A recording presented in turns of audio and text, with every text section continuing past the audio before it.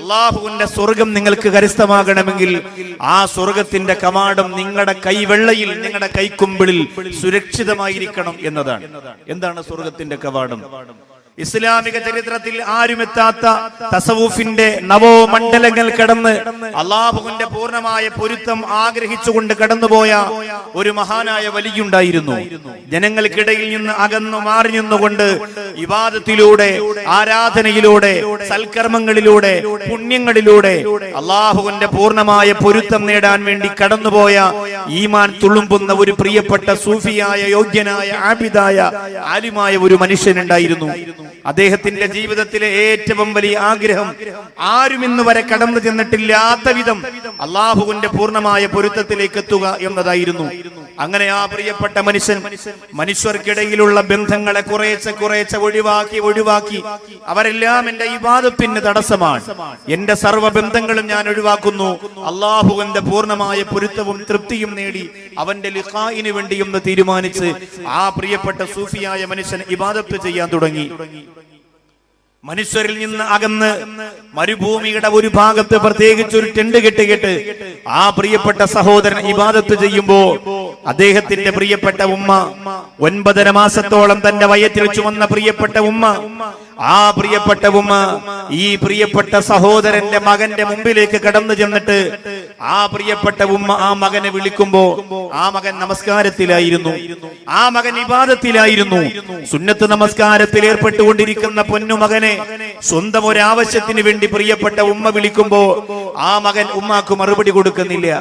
ആ മകന്റെ മനസ്സിന്റെ അകത്ത് ആശങ്കകളായി, ഉമ്മയെക്കാൾ ഞാൻ സ്നേഹിക്കുന്ന പടച്ചതമ്പുരാന് ഞാനിപ്പോ നമസ്കാരം നടത്തിക്കൊണ്ടിരിക്കുകയാണ്, ആ നമസ്കാരത്തെ മുറിച്ചിട്ട് എന്റെ ഉമ്മാക്ക് മറുപടി കൊടുക്കണമോ, അതല്ല ഈ സുന്നത്ത് നിസ്കാരം പൂർത്തീകരിക്കണമോ? മനസ്സിൽ ആശങ്കയുണ്ട്. കുലുക്കി നോക്കിയിട്ട് അവസാനം തീരുമാനമെടുത്തത് ഇബാദത്ത് പൂർത്തീകരിക്കുക, അതിനുശേഷം ഉമ്മാക്ക് മറുപടി കൊടുക്കുക. പക്ഷേ ആദ്യമായിട്ട് ഉമ്മ വന്നു മകനെ വിളിച്ചപ്പോൾ മകൻ മറുപടി കൊടുക്കാത്തത് കൊണ്ട് പ്രിയപ്പെട്ട ഉമ്മയുടെ മനസ്സിന്റെ അകത്ത് ഒരു വേദനയുണ്ടായി, ഒരു നീറ്റലുണ്ടായി, ഒരു സങ്കടമുണ്ടായി. ആ പ്രിയപ്പെട്ട ഉമ്മ വേദനയോടെ അവിടെ നിന്ന് മടങ്ങിപ്പോയി. കാലം ഒരുപാട് കഴിഞ്ഞുപോയി. ഈ പ്രിയപ്പെട്ട സൂഫിയായ മനുഷ്യൻ ആഗ്രഹിച്ചതുപോലെ ഉന്നതമായ പദവിയിലേക്ക്, സ്ഥാനത്തിലേക്ക് അല്ലാഹു റബ്ബുൽ ഇസ്സത്ത് എത്തിക്കുകയാണ്. മരുഭൂമിയുടെ ഒരു ഭാഗത്ത് ഒരു പ്രത്യേകിച്ച് ടെന്റ് കെട്ടിയിട്ട് ആ മനുഷ്യൻ ഇബാദത്ത് ചെയ്തുകൊണ്ടിരിക്കുമ്പോ വെളുത്തു തുടുത്ത് അതീവ സുന്ദരിയായ ഒരു പെണ്ണ് മലമുകളിൽ നിന്ന് താഴേക്ക് ഇറങ്ങി വരികയാണ്. ഈ സോലിഹായ മനുഷ്യന്റെ സുന്ദര പൂമുഖം കണ്ടപ്പോ ആ പ്രിയപ്പെട്ട പെണ്ണ് പരിസരം മുഴുവനും വീക്ഷിക്കുകയാണ്. ഇല്ല, ഒരാൾ പോലും കാണാനില്ല, ഒരാൾ പോലും പരിശോധിക്കാനില്ല, ഒരാൾ പോലും കുറ്റപ്പെടുത്താനില്ല, ഒരാൾ പോലും പരിഹസിക്കാനില്ല. ഈ പ്രിയപ്പെട്ട സുന്ദരനായ യുവാവിനെ എന്റെ ആവശ്യ നിർവഹണത്തിന് വേണ്ടി, എന്റെ വികാര പൂർത്തീകരണത്തിന് വേണ്ടി ഞാൻ ക്ഷണിച്ചാൽ ആരും ഇവിടെ അറിയുകയില്ല. എന്നെ പോലെ ഒരു സുന്ദരിയായ പെണ്ണ് ക്ഷണിച്ചാൽ ഏതു യുവാവും വലയിൽ വീടുമെന്നുറപ്പിച്ച് ഈ പ്രിയപ്പെട്ട സുന്ദരിയായ പെണ്ണ് വന്യവയോധികനായ ഇബാദത്ത് ചെയ്തുകൊണ്ട് കഴിഞ്ഞുകൂടുന്ന ഈ പ്രിയപ്പെട്ട സോലിഹായ മനുഷ്യനെ വ്യഭിചാരത്തിലേക്ക് ക്ഷണിക്കുകയാണ്. താൻ ഈ വനാന്തരത്ത് കഴിയുമ്പോ കടന്നു വരുന്ന വന്യജീവികളെ കൊന്നെടുക്കുന്നതിന് വേണ്ടി കയ്യിൽ വെച്ചിരിക്കുന്ന മൂർച്ചയേറിയ വാള് പുറത്തേക്ക് എടുത്തിട്ട് ആ സൂഫിയായ മനുഷ്യൻ പറഞ്ഞു, നിന്നെ പോലുള്ള പിശാചുക്കളിൽ നിന്ന് രക്ഷപ്പെടാനാണ് ഞാൻ ഈ വാള് കയ്യിൽ വെച്ചിരിക്കുന്നത്. എന്റെ ഈ കണ്ടുകൊണ്ട് ഒരിക്കലും ഞാൻ ഹറാമ കാണില്ല, എന്റെ ഈ കാതുകൊണ്ട് ഒരിക്കലും ഞാൻ ഹറാമ കേൾക്കില്ല. ഇബാദത്ത് ചെയ്തുകൊണ്ട് അല്ലാഹുവിന്റെ പൂർണ്ണമായ പൊരുത്തത്തിലേക്ക് പോകുന്ന എന്നെ വലയിൽ വീഴ്ത്താൻ നിന്നെ കൊണ്ട് കഴിയില്ല എന്ന് പറഞ്ഞ് ആ പ്രിയപ്പെട്ട സഹോദരൻ ആ നശിച്ച പെണ്ണിനെ ആ ടെന്റിൽ നിന്ന് ആട്ടിയോടിക്കുകയുണ്ടായി. പെണ്ണല്ലേ, പെണ്ണിന്റെ മനസ്സിൽ പക വന്നാൽ, പെണ്ണിന്റെ മനസ്സിൽ വെറുപ്പ് വന്നാൽ, പെണ്ണിന്റെ മനസ്സിൽ വിദ്വേഷം വന്നാൽ, പെണ്ണിന്റെ മനസ്സിൽ അകത്ത് വല്ലാത്ത നീറ്റൽ അനുഭവപ്പെട്ടാൽ ആ പ്രിയപ്പെട്ട സോലിഹായ മനുഷ്യനെ ആ പെണ്ണ് ശിക്ഷിക്കാൻ വേണ്ടി തീരുമാനിച്ചു. ഒരു ആട്ടിടയനുമായി ശാരീരിക ബന്ധത്തിൽ ഏർപ്പെട്ട് ഈ പ്രിയപ്പെട്ട പെണ്ണ് ഗർഭം ധരിക്കുകയാണ്. പ്രസവിക്കുമ്പോ ചോരയുടെ മണം മാറാത്ത കുഞ്ഞിനെയും കയ്യിലെടുത്തു വെച്ച് മലമുകളിൽ നിന്ന് നിന്ന് താഴേക്ക് ആ പ്രിയപ്പെട്ട പെണ്ണ് ഇറങ്ങി വരുമ്പോ അന്ന് ഈ പ്രിയപ്പെട്ട മനുഷ്യൻ ഏറ്റവും വലിയ വലിയായി അള്ളാഹുവിന്റെ പൊരുത്തത്തിലേക്ക് പറന്നെത്തി കഴിഞ്ഞു. ജനങ്ങളെല്ലാവരും അദ്ദേഹത്തെ കാണാൻ വേണ്ടി കാത്തു നിൽക്കുന്നു. ആയിരക്കണക്കിന് ആളുകൾ അദ്ദേഹത്തെ ഒന്ന് മുസാഫഹത്ത് ചെയ്യാൻ വേണ്ടി കാത്തിരിക്കുന്ന പദവിയിലേക്ക്, പവറിലേക്ക് ആ മനുഷ്യനെത്തി. മലമുകളിൽ നിന്ന് താഴേക്ക് ഇറങ്ങി വന്ന പെണ്ണ്, സുന്ദരിയായ പെണ്ണ്, തന്റെ കയ്യിലിരിക്കുന്ന ചോരയുടെ മണം മാറാത്ത കുഞ്ഞിനെ ജനങ്ങളുടെ മുമ്പ് കാണിച്ചിട്ട് പറഞ്ഞു, ഈ കുഞ്ഞിന്റെ പിതാവ് നിങ്ങൾ വലിയെന്ന് പറയുന്ന കള്ള ഷെയ്ഖാണ്, ഈ കുഞ്ഞിന്റെ വാപ്പ അയാളാണ്. അതുകൊണ്ട് ഒരു കാരണവശാലും ആ കള്ളന്റെ, ആ കപടന്റെ മുമ്പിലേക്ക് ഇനി നിങ്ങൾ കടന്നു പോകരുത് എന്ന് പറഞ്ഞ് ആ പെണ്ണ് നാട് മുഴുവനും പ്രശ്നങ്ങൾ ഉണ്ടാക്കിയപ്പോൾ എല്ലാ ജനങ്ങളും പിന്തിരിയുകയാണ്. ജനങ്ങൾ അങ്ങനെയാണ്. ചെറിയ ഒരു വാർത്ത കേൾക്കുമ്പോൾ ആ ഒരു വ്യക്തിയിൽ നിന്ന് അകന്നു പോകാൻ ജനങ്ങൾക്ക് ഒരുപാട് സമയമൊന്നും വേണ്ട. എല്ലാവരും പിന്തിരിഞ്ഞു. കല്ലും കവണയും അടിയും ഇടിയുമായി ആ സഹോദരങ്ങൾ എല്ലാവരും കൂടി ഈ സോലിഹായ ആരിഫായ മനുഷ്യന്റെ ടെന്റ് വളഞ്ഞു. എന്നിട്ട് അയാളോട് പറഞ്ഞു, നീ കള്ളനാണ്. സുന്ദരിയായ ഒരു പെണ്ണിനെ വ്യഭിചരിച്ചിട്ട് ആ പെണ്ണ് പ്രസവിച്ച കുഞ്ഞുമായി ഇവിടെ വന്ന് നിൽക്കുകയാണ്. അതുകൊണ്ട് സത്യം പറയടാ എന്ന് പറഞ്ഞ് ആദ്യത്തെ ഏറ് കൊടുത്ത ആ പ്രിയപ്പെട്ട സഹോദരൻ പറഞ്ഞു, ഞാനൊന്ന് 2 റക്അത്ത് നിസ്കരിച്ചിട്ട് എനിക്ക് 2 റക്അത്ത് നിസ്കരിക്കാനും ദുആ ചെയ്യാനുമുള്ള ഒരു അവസരം നിങ്ങൾ തരിക, എന്നിട്ട് നിങ്ങൾ എന്നെ എറിഞ്ഞു കൊല്ലുക. എല്ലാവരും ക്ഷമയോടെ കാത്തിരുന്നു. 2 റക്അത്ത് നമസ്കരിക്കാൻ വേണ്ടി ഇറങ്ങി വന്ന പ്രിയപ്പെട്ട സഹോദരൻ തന്റെ കരമുയർത്തിയിട്ട് അല്ലാഹു റബ്ബുൽ ഇസ്സത്തിനോട് കരഞ്ഞുകൊണ്ട് പറഞ്ഞു, നാഥാ, ഇന്നുവരെ നിനക്ക് ഞാനൊരു തെറ്റും ചെയ്തിട്ടില്ല തമ്പുരാനെ. എന്റെ കണ്ണുകൊണ്ട് ഞാനൊരു ഹറാമ കണ്ടിട്ടില്ല, എന്റെ കാതുകൊണ്ട് ഞാനൊരു ഹറാമ കേട്ടിട്ടില്ല, എന്റെ കയ്യോ കാലോ കൊണ്ട് ഒരാളെ പോലും ഞാൻ ഉപദ്രവിച്ചിട്ടില്ല. എന്തിനാണിപ്പോൾ ഇങ്ങനെ ഒരു പെണ്ണിന്റെ പരീക്ഷണം എനിക്ക് നീ തന്നറിയില്ല.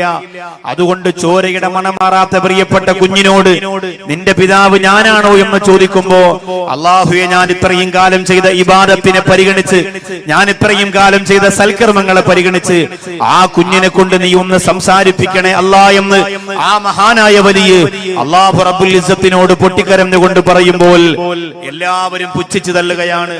എല്ലാവരും കളിയാക്കി ചിരിച്ചു പുച്ഛിച്ചു തള്ളുകയാണ്. എങ്ങനെയാണ് ഈ പ്രിയപ്പെട്ട മനുഷ്യന് ചോരയുടെ മണം മാറാത്ത കുഞ്ഞിനെ കൊണ്ട് സംസാരിപ്പിക്കാൻ കഴിയുക? എല്ലാവരും കളിയാക്കി. പക്ഷേ സോലിഹായ ആബിദായ മനുഷ്യൻ കടന്നു വന്ന് ഈ പ്രിയപ്പെട്ട കുഞ്ഞിന്റെ മുഖത്ത് നോക്കിയിട്ട് അല്ലാഹു റബ്ബുൽ ഇസ്സത്തിനെ സാക്ഷിയാക്കിയിട്ട് ഞാൻ ചോദിക്കുകയാണ്, ഞാൻ നിന്റെ പിതാവാണോ എന്ന് ചോദിക്കുമ്പോൾ ആ കുഞ്ഞു പറയുന്നു, നിങ്ങൾ എന്റെ പിതാവല്ല. എന്റെ പിതാവ് ഈ മലമുകളിൽ താമസിക്കുന്ന ആട്ടിടയനാണ്. എന്റെ പിതാവ് ഈ മലമുകളിൽ താമസിക്കുന്ന ആട്ടിടയനാണ്. നിങ്ങൾ എന്റെ പിതാവല്ല എന്ന് പറഞ്ഞപ്പോൾ എല്ലാവരും അത്ഭുതത്തോടുകൂടി, എല്ലാവരും അതിശയത്തോടുകൂടി നോക്കുകയാണ്. എങ്ങനെയാണ് ഈ പ്രിയപ്പെട്ട സഹോദരന് ഈ കുഞ്ഞിനെ കൊണ്ട് സംസാരിപ്പിക്കാൻ കഴിഞ്ഞത്? ഇബാദത്തിലൂടെ, ആരാധനയിലൂടെ, സൽക്കർമ്മത്തിലൂടെ അർഹമറഹീമായ പടച്ച തമ്പുരാന്റെ ഏറ്റവും വലിയ പൊരുത്തം നേടിയ, ഏറ്റവും വലിയ തൃപ്തി നേടിയ ഈ മഹാനായ മനുഷ്യൻ ഒരു ചെറിയ ആളല്ല. അല്ലാഹുവിന്റെ പൂർണ്ണമായ പൊരുത്തം കിട്ടുന്ന ഒരു വലിയാണ്. അതുകൊണ്ട് തന്നെ ഈ മനുഷ്യനെ ഞങ്ങൾ അധിക്ഷേപിക്കാനും ആക്ഷേപിക്കാനും പരിഹസിക്കാനും കുറ്റപ്പെടുത്താനും പാടില്ല എന്ന് പറഞ്ഞുകൊണ്ട് ജനങ്ങളെല്ലാവരും കൂടി വന്നിട്ട് പൊരുത്തം ചോദിക്കാൻ തുടങ്ങി. അങ്ങനെയുള്ള മഹാനായ വലിയ ആ പെണ്ണിനെ ജനങ്ങൾ കുറ്റപ്പെടുത്തി ആട്ടിയോടിച്ചു. ഇത്രയും വലിയ ഒരു മനുഷ്യനെയാണല്ലോ ഞങ്ങൾ കുറ്റപ്പെടുത്തിയതെന്ന് ചിന്തിച്ച് എല്ലാവരും മനസ്താപത്തോടുകൂടി പിരിഞ്ഞുപോയി. പക്ഷേ ഈ പ്രിയപ്പെട്ട സോലിഹായ ആരിഫായ മനുഷ്യന് ഉറക്കം വന്നില്ല. അന്ന് രാവും പകലും ആ പ്രിയപ്പെട്ട സഹോദരൻ തിരിഞ്ഞും മറിഞ്ഞും കിടന്നു. അല്ലാഹുവേ, പടച്ചവനെ, എന്തുകൊണ്ടാണ് എന്നെ ഇങ്ങനെ പരീക്ഷിച്ചതെന്ന് ആ പ്രിയപ്പെട്ട സഹോദരൻ അറിയില്ല. എന്തുകൊണ്ടാണ് അല്ലാഹു റബ്ബുൽ ഇസ്സത്ത് തന്നെ പരീക്ഷിച്ചതെന്ന് ആ പ്രിയപ്പെട്ട സഹോദരന് മനസ്സിലായില്ല. അല്ലാഹുവിനോട് കരഞ്ഞുകൊണ്ട് ദുആ ചെയ്തു, അല്ലാ, അർഹമറഹീമായ പടച്ചവനെ, എന്തിനാണ് എന്നെ ഇങ്ങനെ പരീക്ഷിച്ചതല്ലാ? ഒരു തെറ്റ് പോലും ചെയ്യാതെ, ഒരു പാപക്കറകൾ പോലും വിരളാതെ പരിശുദ്ധമായ ജീവിതവും നയിച്ചുകൊണ്ട് കടന്നു വരുന്ന എന്നെ ഇങ്ങനെ പരീക്ഷിച്ചത് എന്തിനാണ് അല്ലാ? ആ പ്രിയപ്പെട്ട സഹോദരന്റെ ചിന്തയ്ക്ക് മറുപടി കൊടുത്തുകൊണ്ടല്ല പറയിച്ചു കൊടുത്തരെന്തെന്നറിയോ? എത്രയോ നാളുകൾക്ക് മുമ്പ് താൻ നമസ്കാരത്തിൽ ഇടപെട്ടുകൊണ്ടിരുന്നപ്പോ തന്റെ പ്രിയപ്പെട്ട മാതാവ്, തന്റെ പ്രിയപ്പെട്ട ഉമ്മ പുറകിൽ നിന്ന് വിളിച്ചല്ലോ. ആ പ്രിയപ്പെട്ട ഉമ്മ വിളിച്ചപ്പോ ആ ഉമ്മാക്ക് മറുപടി കൊടുക്കാത്തത് കൊണ്ട് ഉമ്മയുടെ പ്രിയപ്പെട്ട മനസ്സൊന്ന് വേദനിച്ചല്ലോ. ഉമ്മയുടെ മനസ്സ്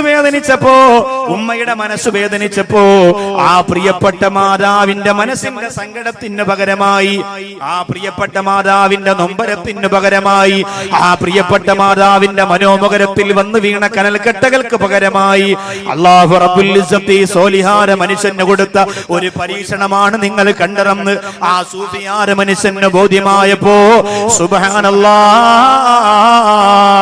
ലോകത്ത് ആരിഫായാലും ആബിദായാലും ആലിമായാലും എത്ര പ്രാവശ്യം ഹജ്ജിന് പോയവനാണെങ്കിലും എത്ര പാവപ്പെട്ട യതീമീങ്ങളെ കല്യാണം നടത്തിയവനാണെങ്കിലും മാതാപിതാക്കളെ വേദനിപ്പിച്ചാൽ, മാതാപിതാക്കളെ സങ്കടപ്പെടുത്തിയാൽ, മാതാപിതാക്കളുടെ മനസ്സിന്റെ അകത്ത് സങ്കടത്തിന്റെ കനൽക്കട്ട കോരികെട്ട് കൊടുത്താൽ, ഒരു മാതാവിനെ കരയിപ്പിച്ചാൽ, ഒരു പിതാവിനെ സങ്കടപ്പെടുത്തിയാൽ അല്ലാഹു റബ്ബുൽ ഇസ്സത്ത് അവന് ഏറ്റവും വലിയ പരീക്ഷണം ഈ ഭൗതിക ലോകത്ത് വെച്ച് തന്നെ കൊടുക്കുമെന്ന് ഈ ചരിത്രത്തിലൂടെ എന്റെ പ്രിയപ്പെട്ട സഹോദരങ്ങൾ പഠിച്ചുകൊള്ളുക.